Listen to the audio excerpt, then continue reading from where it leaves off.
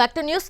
చంద్రబాబు పవన్ ఇప్పుడు యుద్ధం మొదలు పెట్టారేమో గానీ సీఎం జగన్ 2009లోనే యుద్ధభేరి మోగించారని అన్నారు ఎమ్మెల్యే కొడాలి నాని.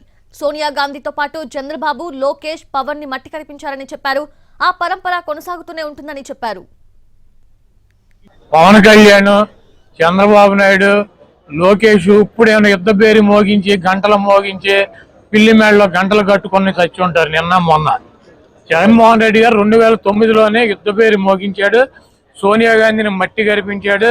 చంద్రబాబు నాయుడిని భూస్థాపితం చేశాడు. పవన్ కళ్యాణ్ 2 చోట్ల చిత్తుగా ఓడించాడు. పప్పు గారిని, లోకేష్ గారిని మంగళగిరిలో సమాధి చేశాడు. అది పరంపర కొనసాగుతూనే ఉంది. జగన్మోహన్ రెడ్డి గారు ఈ రోజు యుద్ధభేరి మోగించడం కాదు, 2009లోనే మోగించారు. పవన్ కళ్యాణ్, చంద్రబాబు నాయుడు, లోకేష్, అడుగుడిపైన బక్కీటు, తోలు బక్కీటు, వీళ్ళందరూ కూడా, ఈ బోరగాళ్ళందరూ కూడా వచ్చినా కూడా జగన్మోహన్ రెడ్డి గారి ఇంటికి కూడా పీకలేరు. కాబట్టి ఈ ట్రాన్స్ఫర్లో ఇవన్నీ పిట్ట కథలో ఇవన్నీ చంద్రబాబు నాయుడు చెప్పినా కూడా నడవదు. చంద్రబాబు నాయుడు, పవన్ కళ్యాణ్, లోకేష్ నిన్న మొన్న యుద్ధం ప్రకటించారు. జగన్మోహన్ రెడ్డి గారు ఆల్రెడీ యుద్ధం ప్రకటించి 12 ఏళ్ళు అయింది. సోనియా గాంధీని మట్టి గరిపించాడు. చంద్రబాబు నాయుడిని పాపరం చేశాడు. పవన్ కళ్యాణ్ కనీసం ఎమ్మెల్యే కూడా జరగకుండా చూశాడు.